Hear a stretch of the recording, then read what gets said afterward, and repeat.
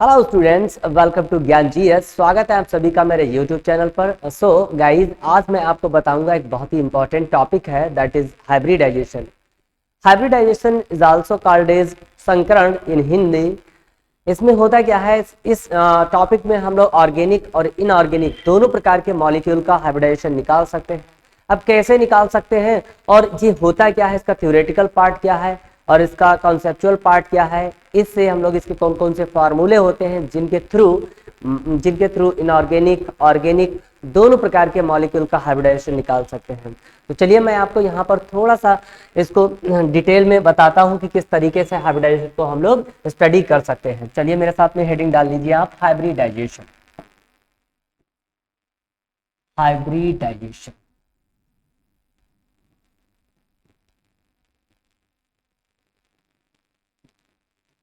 Hybridisation इसको हिंदी में संकरण कहा जाता है। संकरण हाइब्रिडाइजेशन एक्चुअली इसको इंट्रोड्यूस किया था पॉलिंग ने, तो हम लिख सकते हैं यहाँ पर it is introduced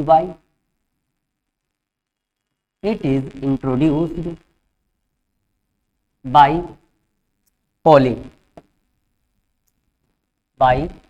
polling to explain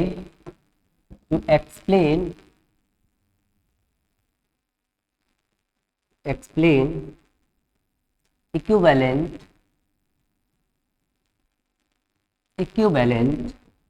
nature of covalent bond in a molecule। Hybridisation को किसने इंट्रोड्यूस किया था? तो पॉलिंग एक साइंटिस्ट थे जिन्होंने मॉलिक्यूल में कोवैलेंट बॉन्ड की जो इक्विवेलेंट नेचर है उसको डिस्क्राइब, उसको एक्सप्लेन करने के लिए इंट्रोड्यूस किया था। दूसरी चीज मैं ये भी बता दूं आपको कि जो हाइब्रिडाइजेशन कॉन्सेप्ट है ये एक हाइपोथेटिकल कॉन्सेप्ट है, ना कि एक्सपेरिमेंटल। तो यहाँ पर इसकी अगर डेफिनेशन के बारे में बात करें कि इसकी डेफिनेशन क्या होगी, तो बहुत सिंपल सी डेफिनेशन है, जैसे mixing and redistribution of energy among atomic orbitals is known as hybridisation. लेकिन यहाँ पर इस डेफिनेशन से हम लोग बहुत सारी चीजों को कवर नहीं कर सकते। इसका मेन मुद्दा हमें क्या रहता है कि जैसे दो या दो से अधिक जो एटॉमिक ऑर्बिटल्स होती हैं जो कि सेम एनर्जी की होती हैं, तो उनको हम लोग क्या करते हैं, उनको यहाँ पर मिक्सअप कराते हैं और हाइब्रिडाइजेशन के थ्रू उतनी ही प्रकार की ऑर्बिटल्स बनती हैं जो कि शेप एंड एनर्जी में इक्वल होती हैं। कैसे, इसकी डेफिनेशन में बताता हूं आपको। लिखिए आप, mixing of shape and redistribution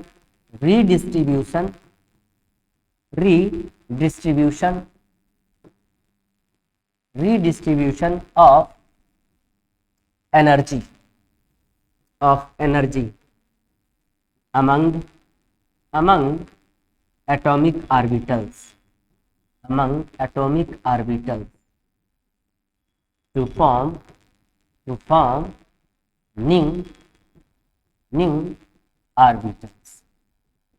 form new orbitals these new orbitals are called hybrid orbitals.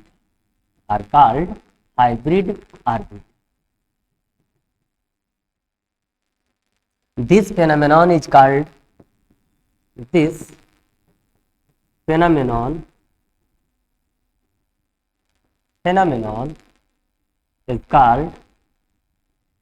hybridization।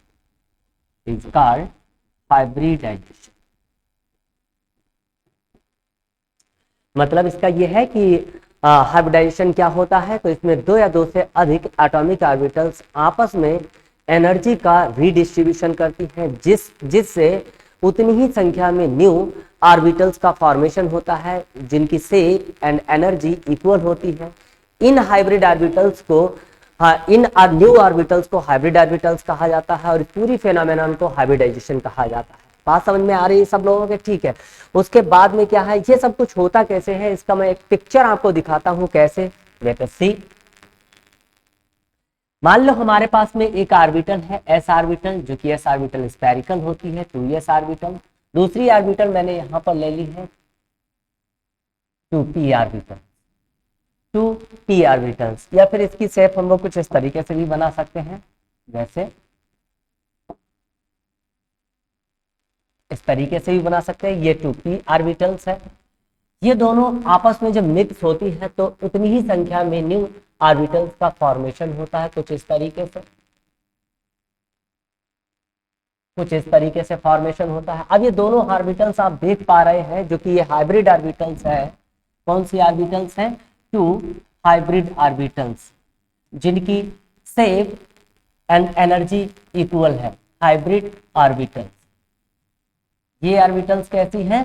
दो हाइब्रिड ऑर्बिटल्स हैं, और आप देख पा रहे हैं ये दोनों कैसी हैं? शेप एंड एनर्जी में इक्वल हैं।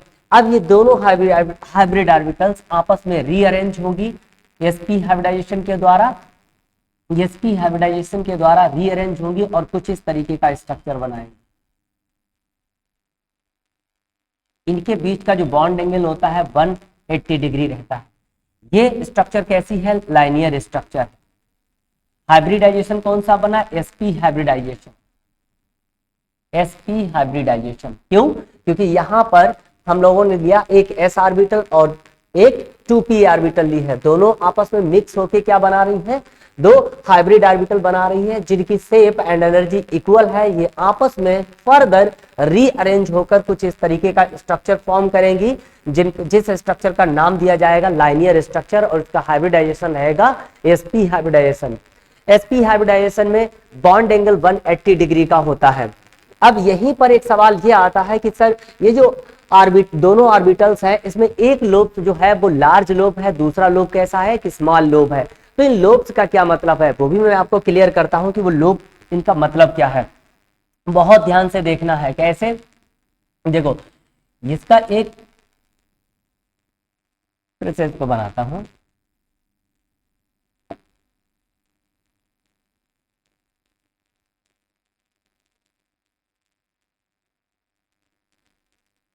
Structure of hybrid orbital, structure of hybrid orbital, ये भी क्लियर कर दूं। बहुत ज्यादा इंपॉर्टेंट है कि हाइब्रिड ऑर्बिटल की जो स्ट्रक्चर होती है, उस स्ट्रक्चर में दो प्रकार के लोब होते हैं, और एक लोब होता है छोटा, दूसरा लोब होता है बड़ा। छोटा लोब का काम क्या है और बड़ा लोब का काम क्या है? तो मैं आपको यहां पर बता दूं कि ये जो लार्ज लोब है, large lobe,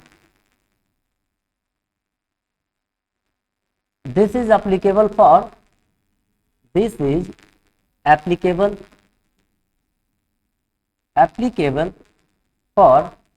bond formation,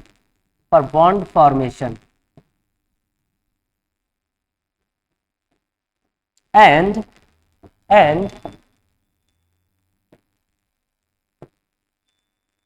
small lobes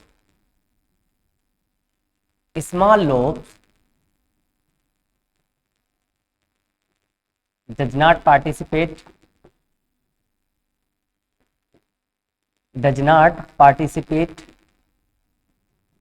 in bond formation,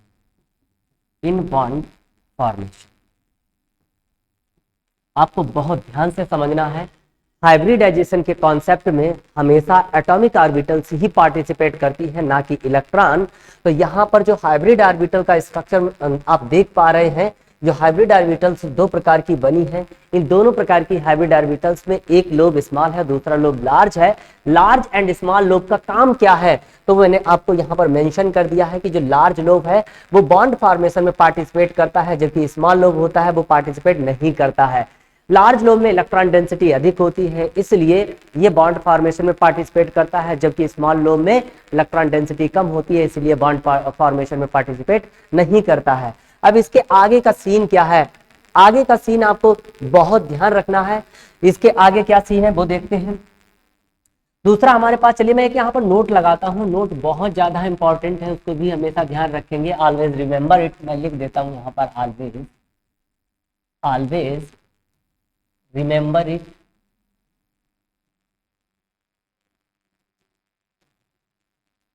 in hybridization in hybridization atomic orbitals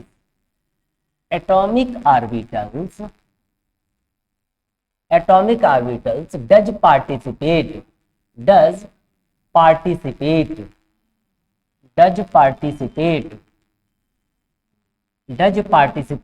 but not electron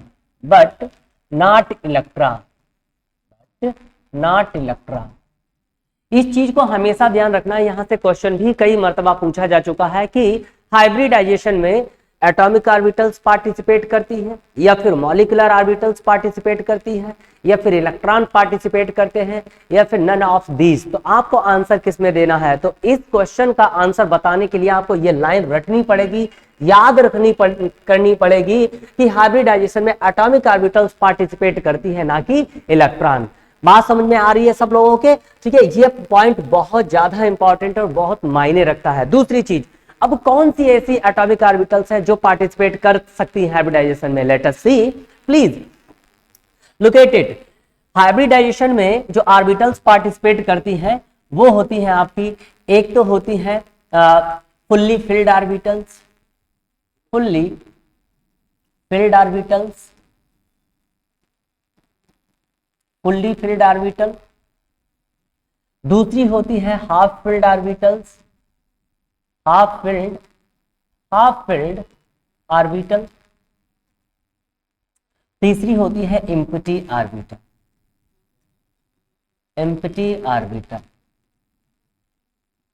चलिए फुल्ली फिल्ड ऑर्बिटल में लेट से मैंने ले लिया यहाँ पर पी ऑर्बिटल। थ्री टाइप की होती है, P X, P Y, P Z. Mention कर देता हूँ, P X, P Y, P Z. तीन प्रकार की ऑर्बिटल होती है, P X, P Y, P Z. अब ये चूंकि फुल्ली फिल्ड है, हम लोग ये भी जानते हैं कि जो एक ऑर्बिटल होती है, एक ऑर्बिटल में मैक्सिमम 2 इलेक्ट्रॉन ही रह सकते हैं, इसलिए यहाँ पर मैं 2 इलेक्ट्रॉन को मेंशन कर रहा हूँ। ये तरीके से 2-2 इलेक्ट्रॉन फुल कर दिया। ये पूरी ऑर्बिटल कैसी है? फुल्ली फिल्ड है। तो ये जो ऑर्बिटल्स होती हैं, ये ऑर्बिटल्स क्या बनाती हैं? It have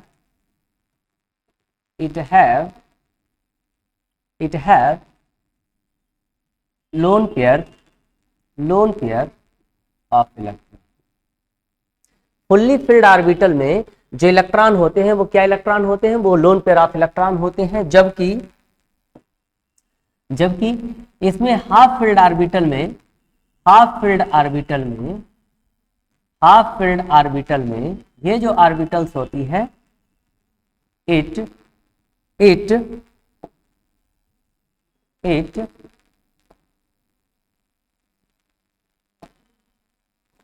forms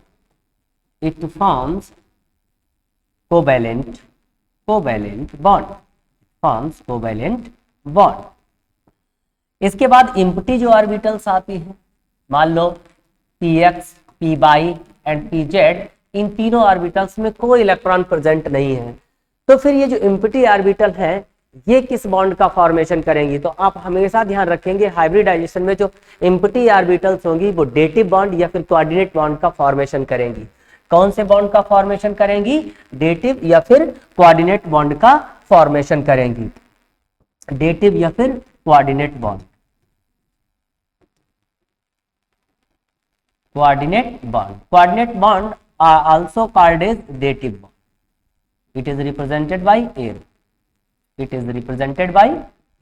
like this। ये आपने देखा, यहां पर ये चीज बहुत ज्यादा इंपॉर्टेंट है कि हाइब्रिडाइजेशन में एटॉमिक ऑर्बिटल्स पार्टिसिपेट करती है फिर इलेक्ट्रॉन। तो मैंने आपको बता दिया है कि एटॉमिक ऑर्बिटल्स पार्टिसिपेट करती है, ना कि इलेक्ट्रॉन।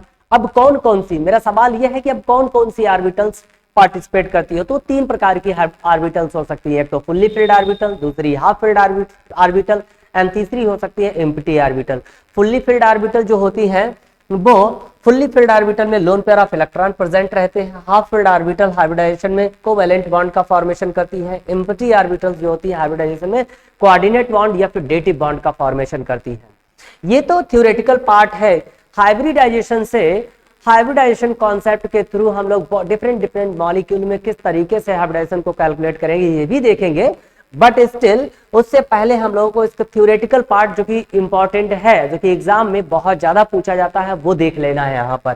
ठीक है, इस चीज को आप सब लोग समझ गए ना। उसके आगे हम बताते हैं आपको इसका मेन पार्ट कि मान लो अगर हमें हाइब्रिडाइजेशन के टाइप देखने हैं तो कितने प्रकार का हाइब्रिडाइजेशन होगा। So I am going to talk about the types of hybridization on the basis of number of hybrid orbitals. कैसे? Let us see types of hybridization, types of hybridization, types of hybridization. कितने प्रकार का hybridisation हो सकता है? तो number of hybrid orbitals के आधार पर यानी बेस पर, तो हम लिखेंगे on the basis of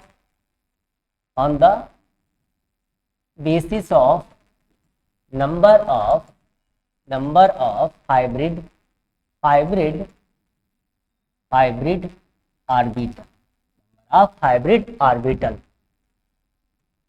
hybridization are of following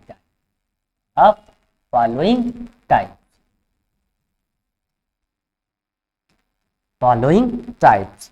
कौन कौन से है? तो यहां पर आप हेडिंग लगा सकते हैं क्या? नंबर ऑफ हाइब्रिड ऑर्बिटल,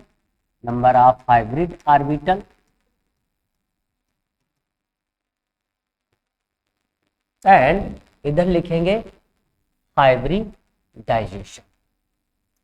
अगर किसी मॉलिक्यूल में दो हाइब्रिड ऑर्बिटल है, अगर किसी मॉलिक्यूल में दो हाइब्रिड ऑर्बिटल हैं तो हाइब्रिडाइजेशन रहने वाला है sp। यदि किसी मॉलिक्यूल में सेंट्रल एटम पर हाइब्रिड ऑर्बिटल 3 है तो हाइब्रिडाइजेशन रहेगा sp2। किसी मॉलिक्यूल में सेंट्रल एटम पर नंबर ऑफ हाइब्रिड ऑर्बिटल्स 4 है तो उसका हाइब्रिडाइजेशन रहेगा sp3 या sd3 या sd3। उसके बाद अगर नंबर ऑफ हाइब्रिड ऑर्बिटल्स 5 है तो हाइब्रिडाइजेशन रहेगा sp3d। अच्छा, यहां पर मैं एक और बता दूं, sp2d भी होता है, sp2d या dsp2, ये भी हाइब्रिडाइजेशन होता है। तो sp3d या फिर dsp3 हाइब्रिडाइजेशन।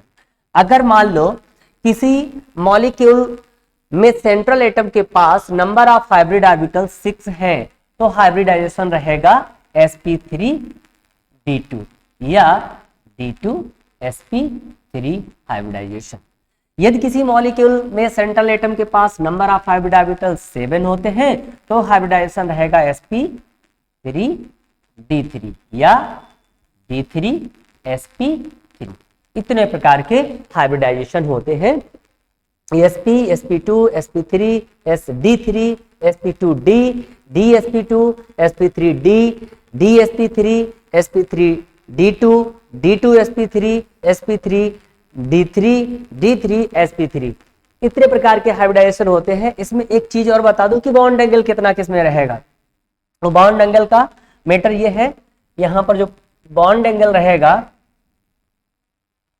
180 डिग्री, इसके पास रहता है 120 डिग्री। यदि किसी मॉलिक्यूल में sp3 हाइब्रिडाइजेशन रहता है तो उसमें बॉन्ड एंगल एटम्स के बीच रहता है 109 डिग्री 28 मिनट। लेकिन अगर किसी मॉलिक्यूल में sp2d हाइब्रिडाइजेशन रहता है तो उसका बॉन्ड एंगल रहता है 90 डिग्री। ये आपको हमेशा ध्यान रखना है। sp3d हाइब्रिडाइजेशन के लिए बॉन्ड एंगल कितना रहेगा? इसका बॉन्ड एंगल रहेगा, इसमें दो बॉन्ड एंगल रहते हैं, 120 डिग्री एंड 90 डिग्री, और इसमें रहता है 90 डिग्री के दो बॉन्ड एंगल रहते हैं, और इसमें रहते हैं 90 degree and 72 degree bond angle. ये बॉन्ड एंगल है। साथ ही साथ इसमें अगर हम लोग इनकी शेप देखें कि sp हाइब्रिडाइजेशन है तो शेप क्या रहेगी, तो इसके शेप के बारे में बात कर लेते हैं। चलिए आगे देखते हैं इसके शेप के बारे में। तो इधर लिख लेंगे हम लोग शेप और इस साइड लिख लेंगे hybridisation. Hybridisation sp, sp2, sp3, sp3d, sp3d2, sp3d3 और यहाँ पर एक ऐसे D3 था हमारे पास में, उसके बाद में sp2d था या dsp2 हाइब्रिडाइजेशन। यही तो अभी हम लोगों ने देखे, यहाँ पर dsp3 भी हो जाएगा, उसके बाद में d2sp3 हाइब्रिडाइजेशन हो जाएगा, उसके बाद में d3sp3 हाइब्रिडाइजेशन हो जाएगा। इतने प्रकार के हाइब्रिडाइजेशन है। अब इसमें हम लोगों को क्या देखना है, इसमें हम लोगों को देखना है कि शेप कौन सी रहेगी। शेप कौन सी रहेगी, तो अगर किसी मॉलिक्यूल में sp हाइब्रिडाइजेशन है तो उसकी शेप रहेगी लाइनियर। कौन सी रहेगी, लाइनियर, जिसको बहुत लोग लीनियर भी पढ़ते हैं, तो आप जो चाहो वो प्रोनाउंस कर सकते हैं, लाइनियर रहेगी। sp2 हाइब्रिडाइजेशन के लिए trigonal, triangular, triangular, triangular shape रहेगी। sp3 हाइब्रिडाइजेशन के लिए टेट्राहेड्रल रहेगी, टेट्राहेड्रल, ये ज्योमेट्री, ये शेप रहेगी। इसके लिए हम लोग TD भी लिख सकते हैं शॉर्टकट में। हाँ, यहाँ पर जो sp2d हाइब्रिडाइजेशन होता है तो इसके लिए स्क्वायर प्लेनर शेप रहती है। कैसी रहती है, स्क्वायर प्लेनर शेप रहती है, इस तरीके से। वहीं अगर किसी मॉलिक्यूल में sp3d हाइब्रिडाइजेशन है तो शेप रहेगी TBP। कौन सी रहेगी, TBP। TBP कहे तो, TBP कहे तो trigonal, trigonal bipyramidal, trigonal bipyramidal.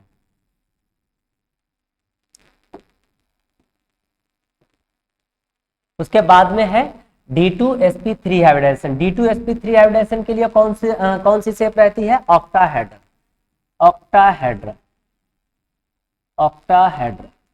जब हम लोग ये shape, hybridisation, number of hybrid orbitals ये सब सीख लेंगे, उसके आगे हम लोग अभी देखेंगे, इसी क्लास में देखेंगे क्या कि किस तरीके से हाइब्रिडाइजेशन के कॉन्सेप्ट को लगा के डिफरेंट मॉलिक्यूल में हाइब्रिडाइजेशन कैलकुलेट करते हैं, किस तरीके से चेक करेंगे वो हम देखेंगे इसको कवर करने के बाद।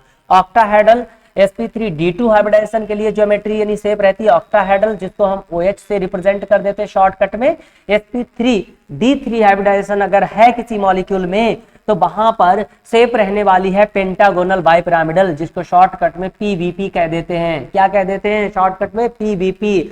तो यहाँ पर कौन सा फुल फॉर्म इसका क्या लिखेंगे, चलिए फुल फॉर्म भी लिख देता हूं, pentagonal, pentagonal, pentagonal bipyramidal, pentagonal bipyramidal, ये शेप रहती है। इसको बहुत ध्यान से देखना है, क्योंकि मैं अगर अभी निकालूंगा कि किस तरीके से हाइब्रिडाइजेशन निकाले जाते हैं तो फिर आपको इन चीजों की जरूरत पड़ेगी, इन चीजों की नीड होगी आपको, तो इसको बहुत ध्यान से और कायदे से देखना है। ठीक है, चलिए आगे मूव करते हैं। हम लोग कैलकुलेट करते हैं अब हाइब्रिडाइजेशन डिफरेंट मॉलिक्यूल में किस तरीके से कैलकुलेट कर सकते हैं। ठीक है, यहां पर बड़ी सी हेडिंग लगाओ, डिटर्मिनेशन ऑफ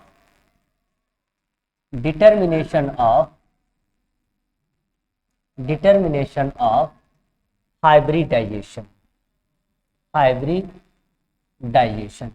फर्स्ट मेथड में आपको बता रहा हूं, फर्स्ट मेथड क्या है।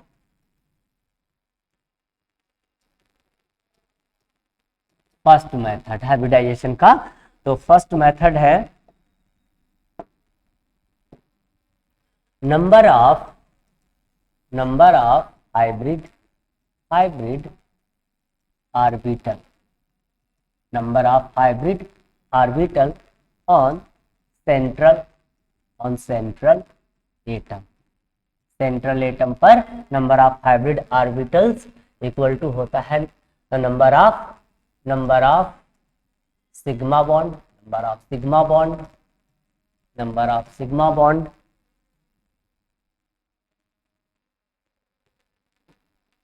Number of sigma bond plus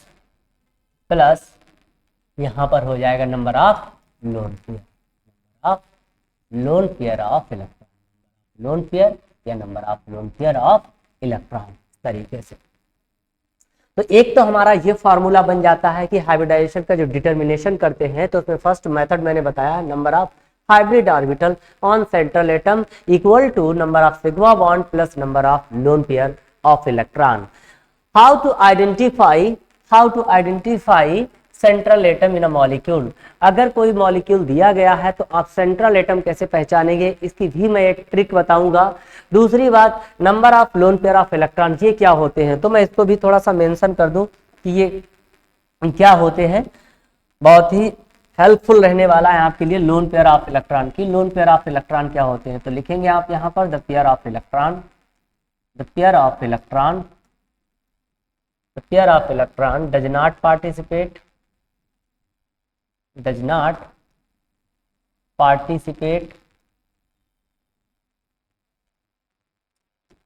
in bond formation, in bond formation, that is called as lone pair of electron, मतलब किसी मॉलिक्यूल में सेंट्रल एटम पर ऐसे इलेक्ट्रॉन पेयर या किसी एटम पर ऐसे इलेक्ट्रॉन पेयर जो बॉन्ड फॉर्मेशन में भाग नहीं लेते हैं, बॉन्ड फॉर्मेशन में पार्टिसिपेट नहीं करते हैं, that is the remains electron are also called as lone pair of electron. दूसरी, अगर हम जैसे मॉलिक्यूल दिया गया है, लेट से मैंने आपको एग्जांपल दे दिया BF3, अब आप इसमें कैसे पहचानेंगे कि BF3 मॉलिक्यूल में सेंट्रल एटम कौन सा है, या फिर मैंने आपको एक दूसरा मॉलिक्यूल दे दिया XeO2F2, आप इसमें कैसे पहचानेंगे कि सेंट्रल एटम कौन सा है। जो सबसे इजी आसान तरीका जो कि सब लोग यूज करते हैं वो तरीका ये रहता है कि इसमें ये देखा जाता है कि जिस एटम, किसी मॉलिक्यूल में जिस एटम की नंबर सबसे कम दिखाई देती है तो वही हमारे लिए सेंट्रल एटम बन जाता है। ये एक कॉमन ऑब्जर्वेशन है, हालांकि ये कहीं लिखा नहीं है कि किसी मॉलिक्यूल में जिस एटम की नंबर कम हो आप उसको सेंट्रल एटम कह दो, ऐसा कुछ नहीं है, ये कहीं नहीं लिखा है। क्या है कि ये एक ऑब्जर्वेशन है कि ज्यादातर यही ऑब्जर्व किया गया है कि डिफरेंट मॉलिक्यूल में जिन एटम्स की नंबर कम है उसी को सेंट्रल एटम कह दिया गया है, बट ये पूरी तरीके से सही नहीं है, ये वास्तविकता नहीं है। वास्तविकता इसका मेन कॉन्सेप्ट क्या है मैं आपको बता रहा हूं। इसका मेन कॉन्सेप्ट ये है कि सेंट्रल एटम होने के लिए क्या है, सेंट्रल एटम के पास एक तो इलेक्ट्रोनेगेटिविटी लोवेस्ट होनी चाहिए, इट हैव लोवेस्ट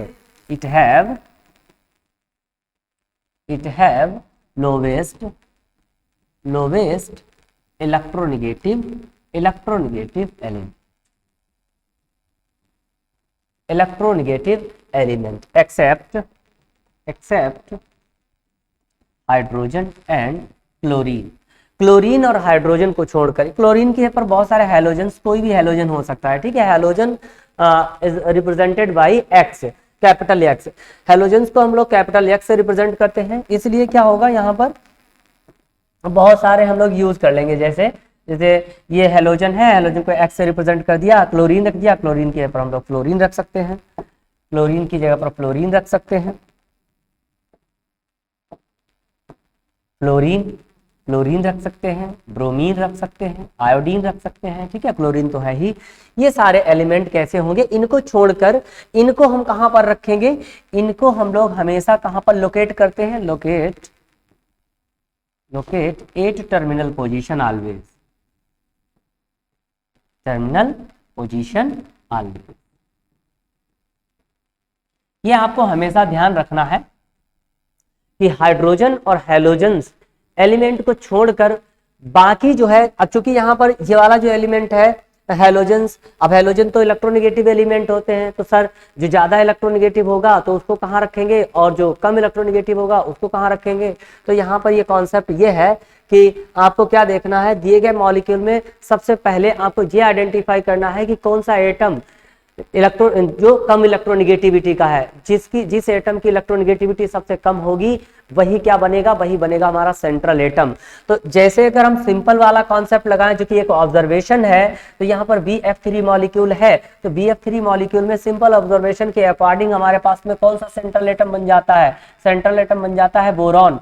बोरान क्या है, बोरान एक सेंट्रल एटम बन जाता है। क्यों? क्योंकि आपने देख लिया, आपने पहले भी पढ़ रखा है, क्या आपने ये पढ़ रखा है कि जिस एटम की नंबर सबसे कम होगी वही सेंट्रल एटम। चूंकि बोरान 1 है और फ्लोरीन कितने हैं, 3 है, तो बोरान की नंबर सबसे कम है, इसलिए सेंट्रल एटम बन गया। बात समझ पा रहे हैं सब, ठीक है।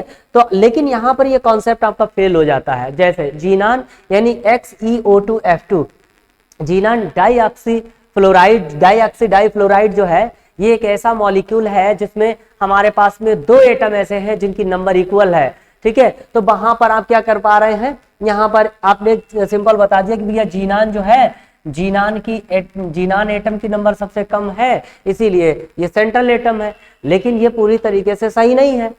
क्यों सही नहीं है? क्योंकि यहाँ पर हमें ऑक्सीजन भी चेक करना पड़ेगा, फ्लोरीन भी चेक करना पड़ेगा। बात समझ पा रहे हैं? तो इसलिए हमें ये देखना है, हमें हमेशा कॉन्सेप्ट लगा के रखना है। कौन सा? हमें कॉन्सेप्ट लगा के रखना है ये वाला कि लोवेस्ट इलेक्ट्रोनेगेटिव एलिमेंट होना चाहिए। बात समझ पा रहे हैं सब लोग? ठीक है, उसके आगे मूव करते हैं। अब इसी चीज को हम लोग इसी पर जो है एक और फॉर्मूला आता है, पहले हम सारे फॉर्मूले लिख लेंगे, फिर इन फॉर्मूलेज को हम लोग क्या करेंगे, हम लोग डिफरेंट मॉलिक्यूल में इंप्लीमेंट करेंगे, उसको लगा के देखेंगे, ठीक है। अगला फॉर्मूला मैं आपको बताता हूं। अगला फॉर्मूला है, यानी सेकेंड मेथड हम लोग लिख लें यहां पर। सेकेंड मेथड बहुत ज्यादा इंपॉर्टेंट है, सेकेंड मेथड, और ये बहुत ज्यादा पूछा भी जाता है। क्या है?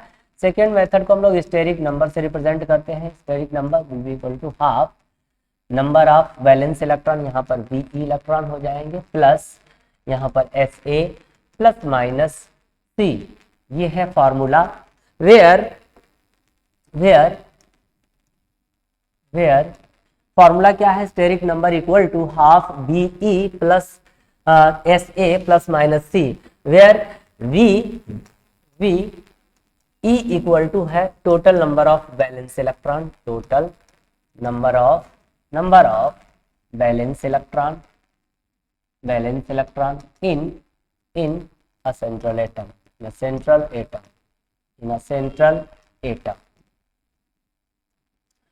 SA क्या है? Total number of monovalent atom, total number of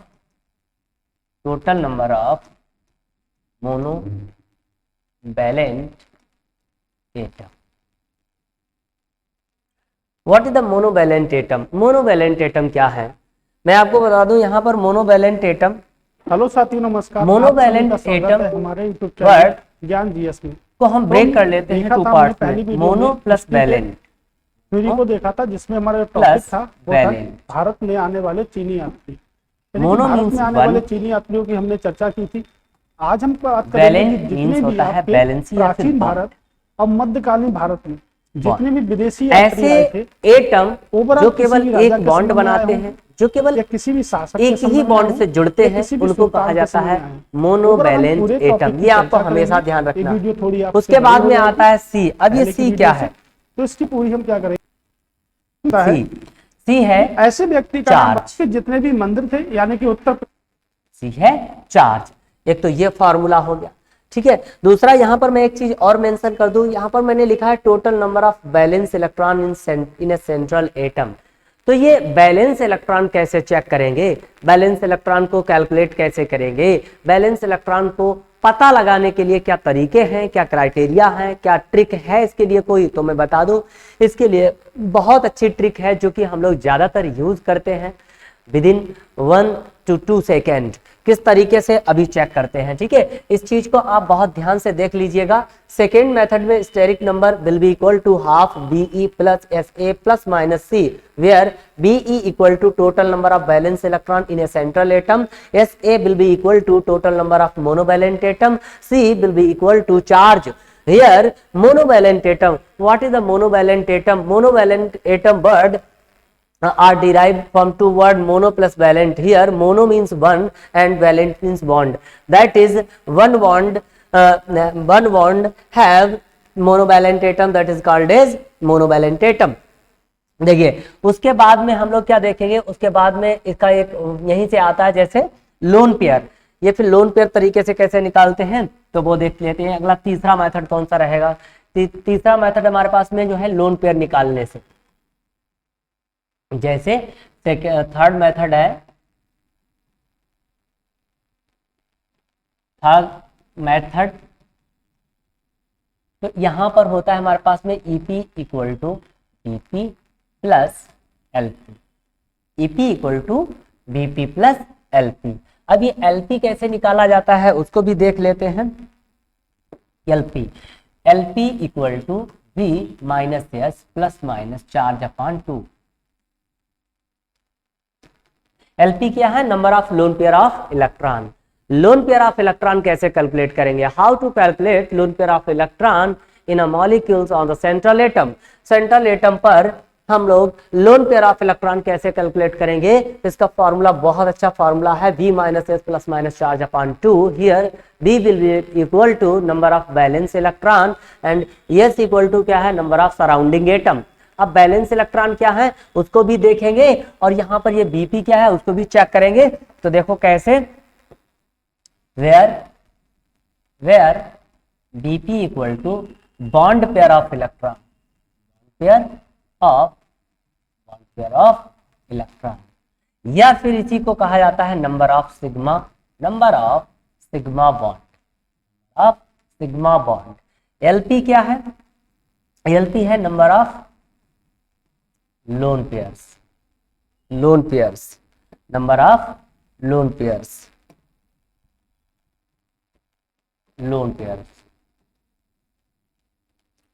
number of lone pair. लेकिन उससे पहले मैं एक मेंशन कर दूं यहाँ पर, ये जो मेथड होता है ये ऑर्गेनिक मॉलिक्यूल के लिए यूज करते हैं हमेशा। ध्यान, किसके लिए यूज करते हैं?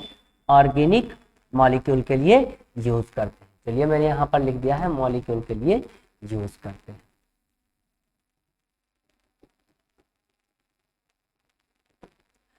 This method is applicable for organic molecule. Organic molecule में लोन पेयर हम लोग किस तरीके से निकालते हैं? LP equal to V minus S plus minus charge upon 2। ठीक है, उसके बाद हम लोगों ने 3 मेथड देख लिए हैं। अच्छा, अब इस सारे मेथड को हम लोग यूज करेंगे, अप्लाई करेंगे किस पर? मॉलिक्यूल पर। चलिए बहुत सारे एग्जांपल्स लेते हैं, वो एग्जांपल कौन कौन से हो सकते हैं चलिए देखते हैं। Please now locate it. Example है, चलिए मैं यहाँ पर एक क्वेश्चन लिखता हूँ, find the hybridisation in a given molecule,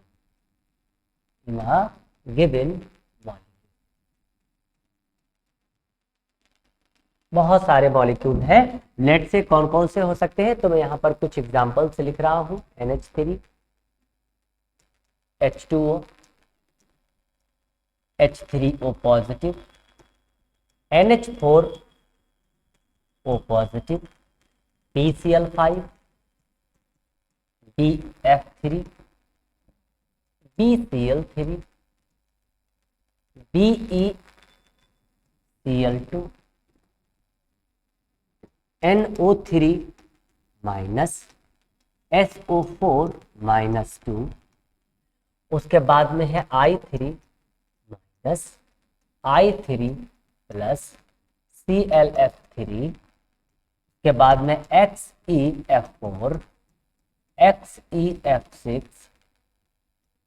XeOF4, XeO2F2, SF4, SF6, IF7। उसके बाद में एक और लिख लेते हैं, BCl3 हो गए। इतने बहुत सफिशिएंट है इतने मॉलिक्यूल। ठीक है, इन मॉलिक्यूल्स में हम लोग क्या देखेंगे? हाइब्रिडाइजेशन को कैलकुलेट करेंगे। जो अभी हम लोगों ने फार्मूले देखे हैं उन फार्मूले को यूज करके किस तरीके से हाइब्रिडाइजेशन को कैलकुलेट किया जा सकता है। 3 मेथड बताए हैं, जिनमें से हमने ऑर्गेनिक मॉलिक्यूल को निकालने के लिए ऑर्गेनिक मॉलिक्यूल में किस तरीके से हाइब्रिडाइजेशन को निकाला जाता है वो भी मैंने देखा। ठीक है, तो वो वाला तो यूज नहीं करेंगे, क्योंकि यहाँ पर अभी मैंने कितने मॉलिक्यूल लिखे हैं, जितने भी मॉलिक्यूल लिखे हैं आई थिंक वो सारे इनऑर्गेनिक मॉलिक्यूल हैं। तो अभी हम लोग वो वाला मेथड लगाएंगे जो इनऑर्गेनिक मॉलिक्यूल के द्वारा हम इनऑर्गेनिक मॉलिक्यूल में हाइब्रिडाइजेशन को कैलकुलेट कर सकते हैं। ठीक है, तो ये है कुछ एग्जांपल्स, इन एग्जांपल्स को बहुत ध्यान से देखिएगा। चलिए मैं शुरू करता हूँ यहाँ पर NH3 से। ठीक है, तो NH3 में हमें बताना है हाइब्रिडाइजेशन। NH3 में नाइट्रोजन एटम पर बताना है हाइब्रिडाइजेशन। ठीक है, कैसे? तो सबसे पहले हमें क्या देखना है? इसके बैलेंस इलेक्ट्रॉन को कैलकुलेट कैसे करते हैं वो देख लेते हैं। उससे पहले बैलेंस इलेक्ट्रॉन कैसे कैलकुलेट करते हैं। ठीक है, देखो दो तरीके हो सकते हैं, एक तो आप अफवाऊ प्रिंसिपल या फिर बोरबरी स्कीम के थ्रू आप बैलेंस इलेक्ट्रॉन को निकाल सकते हैं। दूसरा एक ट्रिक बताऊंगा जिसके थ्रू आप बैलेंस इलेक्ट्रॉन निकाल सकते हैं। ठीक है, तो यहाँ पर चलिए मैं एक स्लाइड ले लेता हूँ, उस स्लाइड के माध्यम से हम लोग यहाँ पर देखते हैं कि बैलेंस इलेक्ट्रॉन कैसे निकालते हैं। ठीक है, हाइब्रिडाइजेशन को कैलकुलेट करने से पहले आप एक हेडिंग लगा लीजिएगा, how to calculate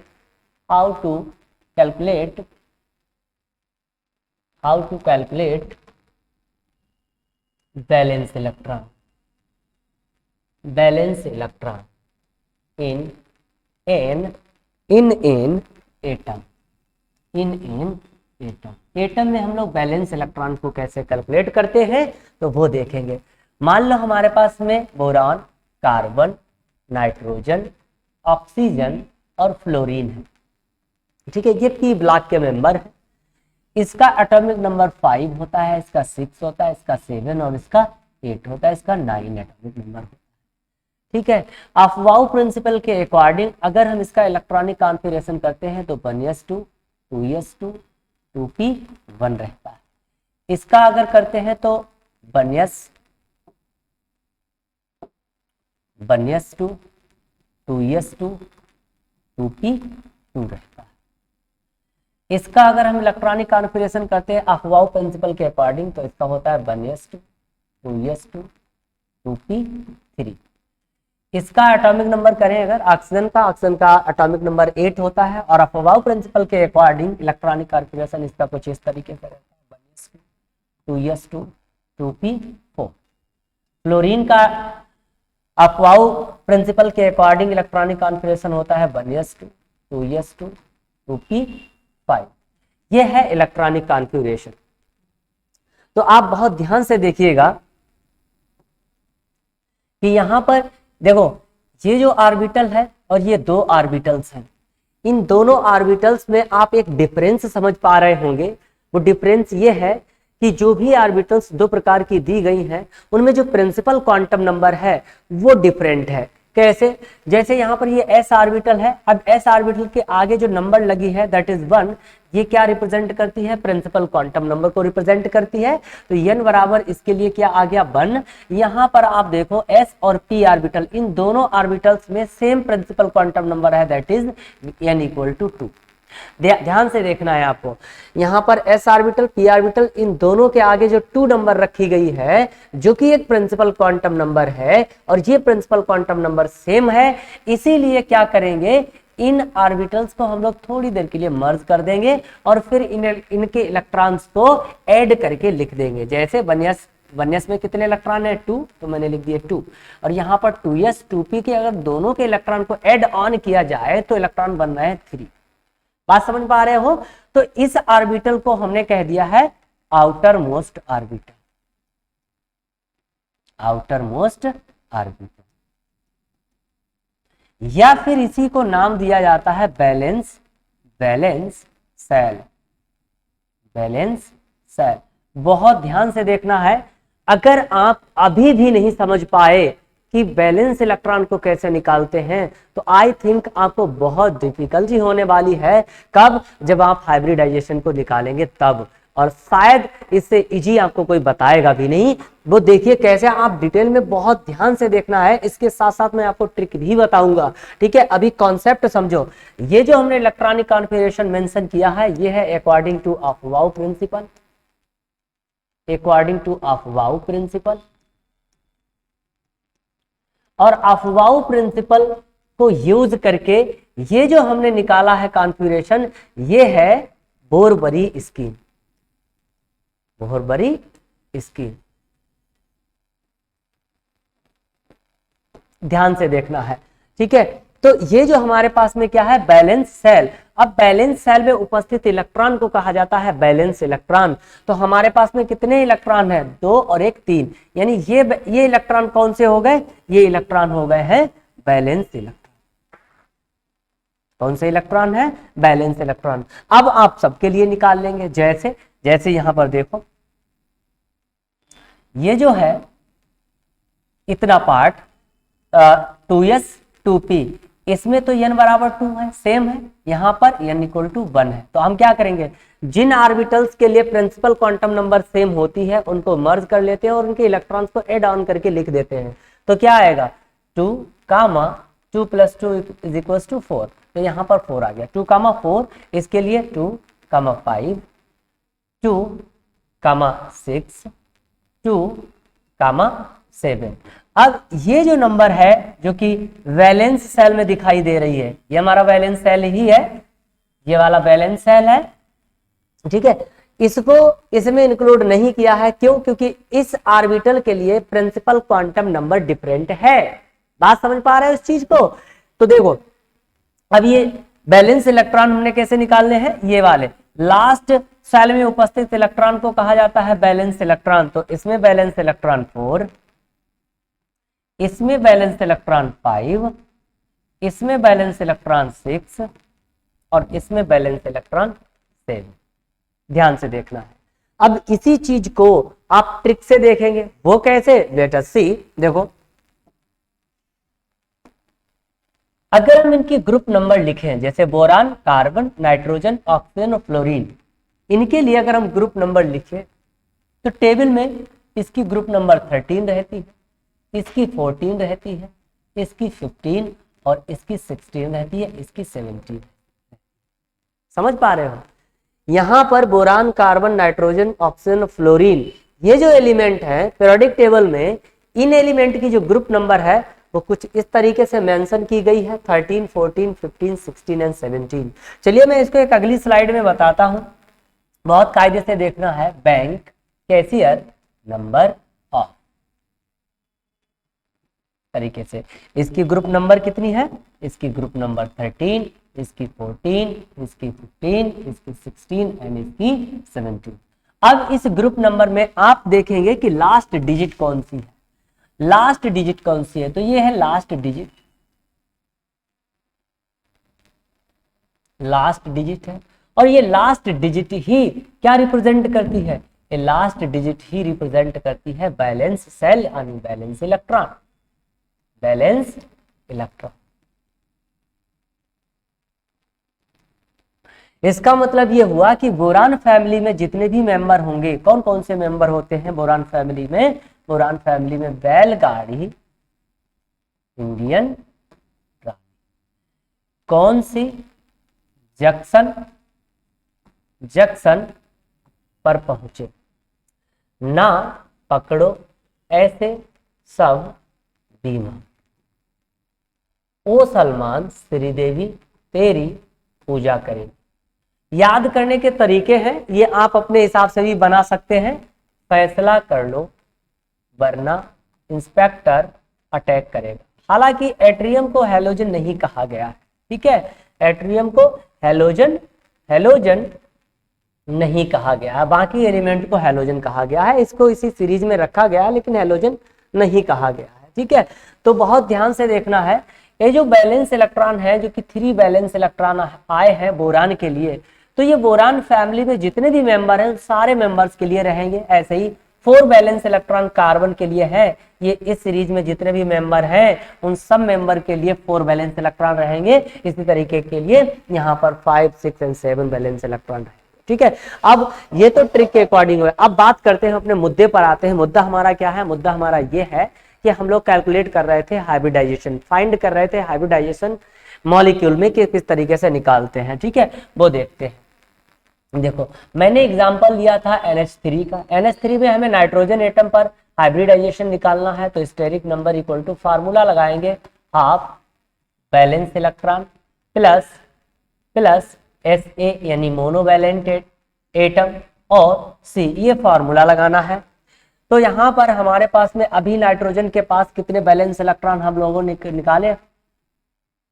valence electron कितने निकाले हम लोगों ने? 5 निकाले, 5 बैलेंस इलेक्ट्रॉन। तो यहाँ पर हाफ बैलेंस इलेक्ट्रॉन नाइट्रोजन के 5।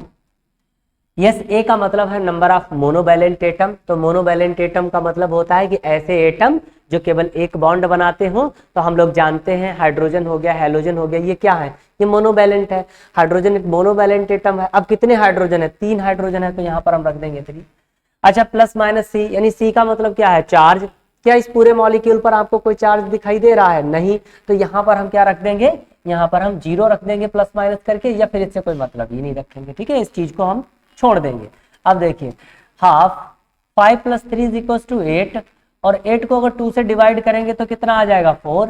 और हम लोगों ने देखा था अगर स्टेरिक नंबर 4 है, स्टेरिक नंबर अगर 4 है तो हाइब्रिडाइजेशन क्या रहने वाला है, sp3। देखो ये 3 और यस ऑर्बिटल कितनी होती है 1, तो 3 और प्लस 1 = कितना आ गया 4, इसलिए हाइब्रिडाइजेशन कौन सा आ गया है, sp3 हाइब्रिडाइजेशन।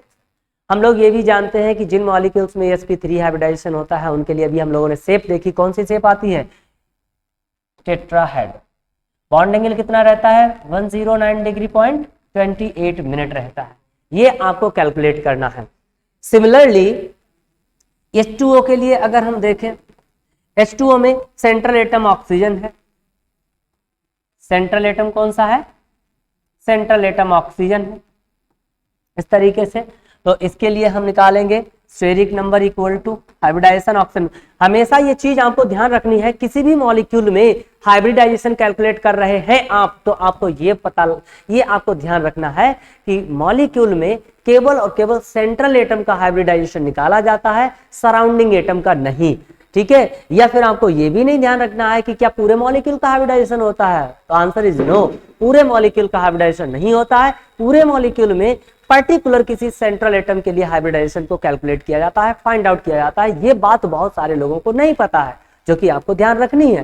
ठीक है, चलिए आते हैं H2O में सेंट्रल एटम ऑक्सीजन है, ऑक्सीजन एटम पर स्टेरिक नंबर निकालनी है, और स्टेरिक नंबर के थ्रू हमें हाइब्रिडाइजेशन को फाइंड आउट करना है। कैसे, फॉर्मूला लगाते हैं हाफ, ऑक्सीजन एटम हमारे पास में क्या है, बैलेंस इलेक्ट्रॉन, जो कि एक सेंट्रल एटम है। ऑक्सीजन में बैलेंस इलेक्ट्रॉन अभी मैंने देखे, इसकी ग्रुप नंबर होती है 16, और 16 में लास्ट डिजिट है 6, तो बैलेंस इलेक्ट्रॉन 6। बैलेंस इलेक्ट्रॉन कितने आ गए हैं 6, plus number of monovalent atom H2, यानी हाइड्रोजन क्या है, मोनोवैलेंट एटम है। अब कितने मोनोवैलेंट एटम है, 2, तो यहाँ पर 2 रख लेंगे। फिर उसके बाद में फार्मूले के अकॉर्डिंग जाएंगे कि प्लस माइनस सी लिखा है, सी का मतलब क्या होता है, चार्ज। क्या इस पूरे मॉलिक्यूल पर कोई चार्ज है, आंसर इज नो। तो यहां पर हम क्या रख देंगे, इसको छोड़ देंगे, या फिर प्लस माइनस करके 0 रख देंगे। बात समझ में आ रही है, इसको कैलकुलेट कर लिया, सॉल्व कर लो। Half 6 + 2 = 8, 8 divided by 2, then answer हमारा आ जाता है 4। अब 4 आया है स्टेरिक नंबर, तो हाइब्रिडाइजेशन सेम रहेगा sp3। अब sp3 हाइब्रिडाइजेशन होता है तो बॉन्ड एंगल 109 डिग्री 28 मिनट रहता है। बात समझ रहे हैं, इस तरीके से बहुत आसान हो जाता है फॉर्मूले के अकॉर्डिंग कि हाइब्रिडाइजेशन को कैसे कैलकुलेट किया जाता है। लेकिन अगर मैं यहीं पर आपसे बात करूं लोन पेयर ऑफ इलेक्ट्रॉन के बारे में, जैसे NH3 में नाइट्रोजन एटम पर लोन पेयर ऑफ इलेक्ट्रॉन कितने आएंगे, H2O में ऑक्सीजन एटम पर लोन पेयर ऑफ इलेक्ट्रॉन कितने आएंगे। तो लोन पेयर ऑफ इलेक्ट्रॉन को कैलकुलेट करने का बहुत अच्छा फार्मूला जो कि मैंने अभी पीछे बताया है, उसको फर्दर मैं रिपीट करता हूं। लोन पेयर निकालने का फार्मूला आप इससे कैलकुलेट कर सकते हैं, LP = V - S ± चार्ज ±4/2।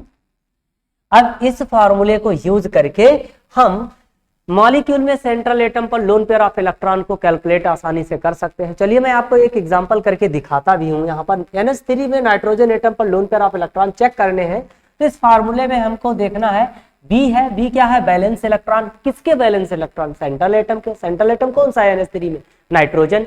अब नाइट्रोजन एटम सेंट्रल एटम है तो बैलेंस इलेक्ट्रॉन अभी चेक किए हैं, कितने निकल के आ रहे हैं 5, तो हम यहाँ पर बैलेंस इलेक्ट्रॉन रख देंगे 5। ठीक है, यहाँ पर हम बैलेंस इलेक्ट्रॉन रख देंगे 5, LP = 5 माइनस, इसका मतलब क्या है, सराउंडिंग एटम। सराउंडिंग एटम कितने हैं, सराउंडिंग एटम का मतलब ये होता है कि ऐसे एटम जो सेंट्रल एटम के अलावा एटम है, ठीक है, उन एटम्स को कहा जाता है सराउंडिंग एटम। तो नाइट्रोजन के अलावा कितने एटम दिए गए हैं, हाइड्रोजन कितने हैं 3, तो यहाँ पर 3 लिख देंगे। ठीक है, अब प्लस माइनस चार्ज यानी कोई चार्ज है मॉलिक्यूल पर नहीं है तो उससे कोई मतलब नहीं है। अब सॉल्व कर लेंगे, 5 - 3 करेंगे कितने आएंगे 2, अब 2 डिवाइडेड बाई 2, देन आंसर हमारा कितना आ गया 1। यानी NH3 में नाइट्रोजन एटम पर लोन पेयर ऑफ इलेक्ट्रॉन कितने आ रहे हैं, 1 लोन पेयर ऑफ इलेक्ट्रॉन आ रहे हैं। बात को समझ पा रहे हो, बहुत कायदे से ध्यान से देखना है। ऐसे ही आप H2O में ऑक्सीजन एटम पर लोन पेयर ऑफ इलेक्ट्रॉन को फाइंड आउट करेंगे और ये बताएंगे डिस्क्रिप्शन में बताएंगे कमेंट में आपको कि यहाँ पर कितने जो है loan pair of electron calculate करके आ रहे हैं। बात समझ में आ रही है। ऐसे ही बहुत सारे एग्जाम्पल है, चलिए एक एग्जाम्पल मैं और बताता हूं, बाकी एग्जाम्पल तो मैंने बहुत सारे लिखे हैं, वो आप अपने आप स्वयं करेंगे, किस तरीके से देखते हैं। एक एग्जाम्पल हमारे पास में है I3 माइनस, और दूसरा एग्जाम्पल हम ले रहे हैं I3 प्लस। इसमें हमें देखना है कि हाइब्रिडाइजेशन कैसा रहेगा। देखो, हाइब्रिडाइजेशन हमेशा जब भी आप निकालते हैं तो उसमें दो चीजें ध्यान रखते हैं, क्या कि मॉलिक्यूल जो है, मॉलिक्यूल में दो भिन्न प्रकार के या दो सेम प्रकार के एटम होने चाहिए, ठीक है। लेकिन यहां पर आप देख पा रहे हैं कि आपको एक ही एटम दिखाई दे रहा है, दैट इज आयोडीन। यहां पर I माइनस है, यहां पर I प्लस है। तो इसको क्या करेंगे, इसको हम लोग 2 टाइम लिख लेंगे। कैसे, कुछ इस तरीके से लिख लेंगे, I3 I2 माइनस। इसको कैसे लिख लेंगे, इसको लिखेंगे I2 प्लस, ऐसे लिख लेंगे। बात समझ रहे हो। अब हाइब्रिडाइजेशन निकालना है। अब यहाँ पर I2 सेंट्रल एटम मान लो, किसको मानेंगे, जिस एटम की नंबर कम है उसी को सेंट्रल एटम मान लो। कौन से, अब यहां पर भी देखो एक I क्या बन जाएगा, सेंट्रल एटम, और दूसरा I क्या बन जाएगा, सराउंडिंग एटम, ठीक है। या फिर नंबर ऑफ मोनोवैलेंट एटम, तो निकालते हैं steric number equal to half. Iodine है, अब आयोडीन किस फैमिली से बिलोंग करता है, ये फ्लोरीन फैमिली से। फैसला कर लो, वरना इंस्पेक्टर अटैक करेगा। हम लोग ये भी जानते हैं कि इस ग्रुप के इसकी ग्रुप नंबर कितनी होती है, इसकी ग्रुप नंबर 17 होती है। अब 17 में लास्ट डिजिट कौन सी है, 7, और 7 क्या है, बैलेंस इलेक्ट्रॉन, जो कि अभी देखे हम लोग। बात समझ रहे हो। तो यहाँ पर हाफ और क्या रखेंगे, बैलेंस इलेक्ट्रॉन। कितने आ रहे हैं बैलेंस इलेक्ट्रॉन, 7, तो 7 रख दीजिए। फिर उसके बाद में प्लस, और आगे फॉर्मूले में क्या आता है, नंबर ऑफ मोनोवैलेंट एटम। अब मोनोवैलेंट एटम कितने दिखाई दे रहे हैं आपको, 2, यहाँ पर 2 रख देंगे। फिर उसके बाद आता है प्लस माइनस C, यानी प्लस माइनस चार्ज। पूरे मॉलिक्यूल में हमको एक चार्ज दिखाई दे रहा है, कौन सा, माइनस का। माइनस साइन जो होता है किसी मॉलिक्यूल पर, ये इंडिकेट करता है कि उसमें इलेक्ट्रॉन की वृद्धि है, इलेक्ट्रॉन की अधिकता है, ठीक है। तो यहाँ पर एक माइनस चार्ज है, तो हम लोग ये ऐड कर देंगे। आप समझ रहे हो। अब क्या है, हाफ, सबको ऐड करो, कितना आ रहा है, 10 आ रहा है। अब 10 को 2 से डिवाइड करो, कितना आ रहा है, 5। 5 जब स्टेरिक नंबर आती है, तो अभी मैंने पीछे बताया था हाइब्रिडाइजेशन कौन सा रहता है, sp3d। sp3d। अच्छा, इसको लिखने का एक तरीका और है, बुक भी सिंपल है, अगर आपको सही लगे तो उसको देखना। देखो तरीका क्या है, मैं आपको बता दूं। जैसे ये 5 नंबर है, अब 5 नंबर को हमें s, p, d इन 3 ऑर्बिटल्स में बांटना है, ठीक है। कैसे बांटना है वो देखते हैं। हम लोग ये जानते हैं कि जो s ऑर्बिटल होती है वो केवल एक ही प्रकार की होती है, p ऑर्बिटल 3 प्रकार की होती है, d ऑर्बिटल 5 प्रकार की होती है। ये तो सबको पता है ना, कौन कौन सी। चलिए मैं इसको मेंशन भी कर देता हूं। d ऑर्बिटल जो 5 प्रकार की होती है वो कौन कौन सी होती है, dxy, dyz, dzx, या फिर dxz भी इसको कह दिया जाता है, ठीक है। dx² minus y² and dz², ठीक है। इस तरीके से ये 5 ऑर्बिटल्स रहती हैं। p ऑर्बिटल 3 प्रकार की होती है, वो कौन कौन सी, px,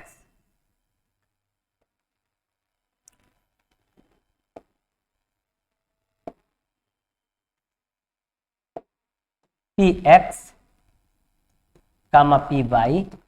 एंड pz, ये 3 प्रकार की ऑर्बिटल्स होती हैं। अब इस 5 नंबर को हमें s, p and d orbitals में बांटना है। नंबर मैंने लिख दिया है आराम से। अब बहुत अच्छे करके बांट सकते हैं, कैसे, जैसे यस में बांटना है तो यस एक प्रकार का है, तो मैंने यहाँ पर s लिखा, और एक है, एक हमने यहाँ पर डिक्रीज कर दिया, ठीक है। जब डिक्रीज कर देंगे तो कितने बचेंगे, 4। अब इस 4 नंबर को डिवाइड करना है, बांटना है। 4 नंबर को क्या करना है, बांटना है। किस में बांटना है, देखो यस में तो बांट चुके हैं। उसके बाद अब कौन सा आता है, p और d। तो p कितने प्रकार के ऑर्बिटल है, 3। नंबर कितनी है हमारे पास में, 4। तो क्या हम ऐसे लिख सकते हैं इसको, बिल्कुल लिख सकते हैं। बात समझ में आ रही है।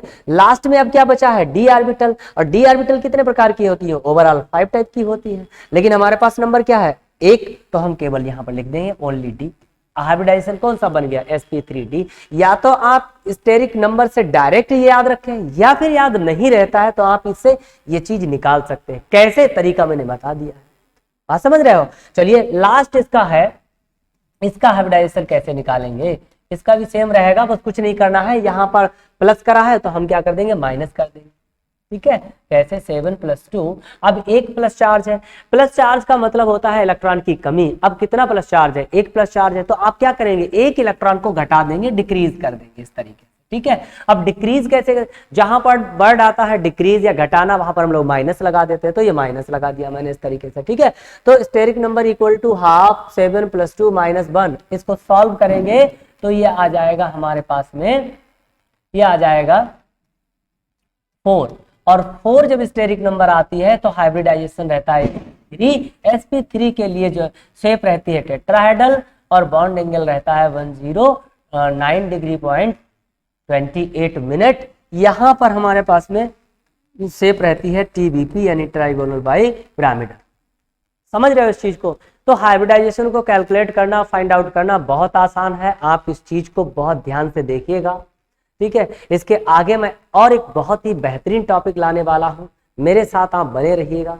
ठीक है, आज के लिए इतना ही रखते हैं। Happy love of learning.